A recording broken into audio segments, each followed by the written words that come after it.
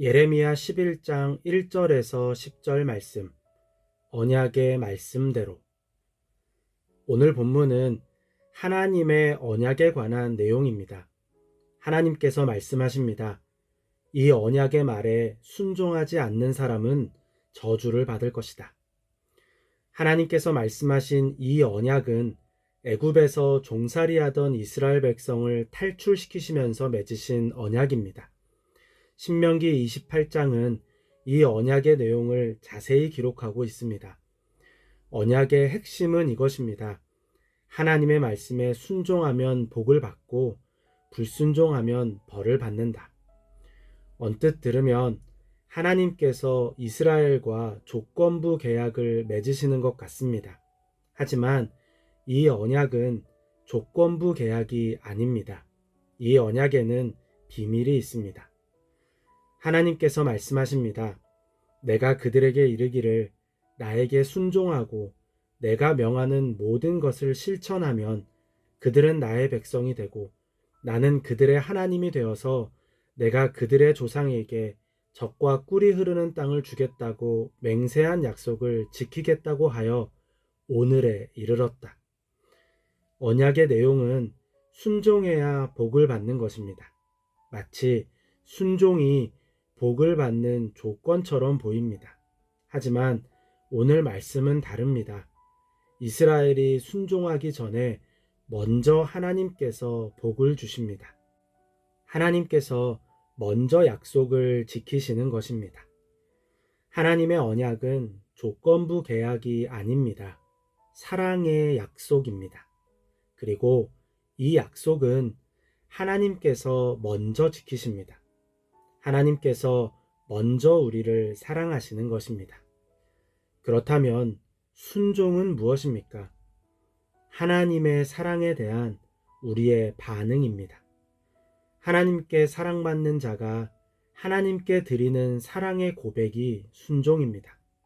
그렇기에 순종은 복을 받기 위한 조건이 아니라 주어진 복을 누리고 앞으로 주어질 복을 희망하는 사랑의 고백입니다. 위르겐 몰트만은 희망의 신학에서 희망과 낙관주의를 구분했습니다. 희망과 낙관주의는 미래에 관해서 좋은 것을 기대한다는 공통점이 있습니다. 하지만 이 둘은 분명한 차이를 가집니다. 낙관주의는 과거와 현재에 이미 잠재되어 있다가 미래에 나타나는 좋은 것입니다. 즉, 과거와 현재의 상황에 비추어서 미래에 나타날 가능성을 긍정적으로 바라보는 것이 낙관주의입니다. 예를 들어, 어제와 오늘 해야 할 일을 다 했으니 내일은 조금 여유로울 거야 와 같은 마음입니다. 반면에 희망은 외부에서 오는 것입니다. 즉, 하나님으로부터 주어지는 좋은 것입니다. 예를 들어, 아이를 낳을 수 없는 여자가 아이를 임신하는 것, 38년 동안 치료받지 못했던 병자가 한순간에 병이 낫는 것, 십자가에서 죽으신 예수님께서 부활하신 것과 같습니다. 불가능해 보이던 일이 가능해질 뿐 아니라 현실이 되는 것입니다. 하나님으로부터 선물로 선한 것을 받으리라는 기대, 이것이 희망입니다. 하나님의 약속은 어제와 오늘 내가 순종했으니 내일은 복을 받을 것이라는 낙관주의가 아닙니다. 먼저 우리를 사랑하시는 하나님의 선물을 기대하는 희망입니다. 그리고 하나님의 사랑을 마중물로 하나님을 사랑하는 것이 순종입니다. 이것이 언약의 첫 번째 비밀입니다. 문제는 이스라엘이 하나님께 불순종한 것입니다.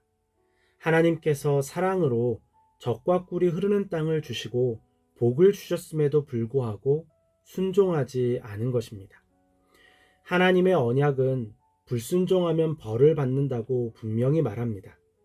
하나님께서는 순종의 복에 관한 언약뿐 아니라 불순종의 저주에 관한 언약도 지키십니다. 그런데 말씀을 묵상하다가 질문이 생겼습니다. 하나님의 말씀에 불순종한다는 기준이 무엇일까요? 모든 말씀에 불순종한 것입니까?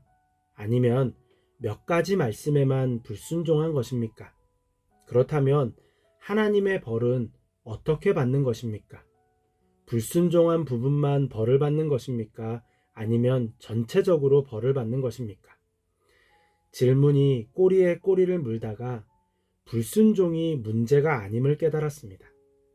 사실 하나님의 모든 말씀을 지킨다는 것은 불가능합니다. 그리고 어떤 때는 지키다가 어떤 때는 지키지 못할 때도 있습니다. 평균치를 가지고 복과 벌을 판단하는 것도 어색합니다. 결국 불순종이 문제가 아니었습니다. 그렇다면 무엇이 문제입니까? 언약을 파기한 것이 문제입니다. 본문에서 파기하다 라고 번역한 히브리어 파라르는 분쇄하다, 좌절시키다, 무효로 하다 라는 의미입니다. 즉, 남유다가 하나님과의 언약을 깨뜨린 것이 문제입니다. 언약을 어긴 것이 문제가 아니고 언약을 깨뜨린 것이 문제입니다. 이것이 언약의 두 번째 비밀입니다. 고대 근동 지역의 언약식은 무섭습니다. 동물을 반으로 쪼개어 놓고 언약을 맺는 두 사람이 사이를 지나갑니다. 이것은 두 가지 의미입니다. 첫째, 만약 약속을 파기할 경우 동물이 쪼개어진 것처럼 쪼개어질 것이다. 즉, 목숨을 걸고 약속을 지켜야 한다는 의미입니다. 둘째, 약속이 성취될 때까지 두 사람은 공동 운명체이다. 언약을 통해 두 사람이 한 몸이 된다는 의미입니다. 만약 약속을 깨뜨리면 둘은 분리가 됩니다. 하나님께서 이스라엘과의 언약을 지키시는 이유가 이것입니다. 이 언약은 이스라엘과 한 몸을 이루는 일이기 때문입니다. 그런데 남유다가 이 언약을 깨뜨렸습니다. 하나님과 상관없는 민족이 된 것입니다.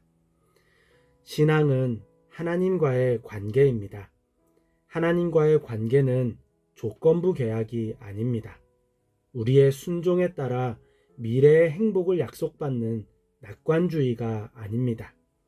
우리를 먼저 사랑하시는 하나님의 사랑을 믿고 의지하는 희망의 몸부림입니다. 낙관주의에 빠진 사람은 순종이 괴롭습니다. 늘 순종한 것에 비해 보상이 작은 것 같아서 불만입니다. 반면에 희망의 몸부림을 멈추지 않는 사람에게 순종은 사랑의 고백입니다. 비록 다 순종하지 못하더라도 하나님을 향한 사랑 고백을 멈추지 않습니다. 왜 그렇습니까? 하나님께서 우리의 사랑 고백을 기뻐하시는 것을 알기 때문입니다. 오늘도 하나님을 향한 사랑을 고백하며 하나님의 기쁨이 되시길 바랍니다.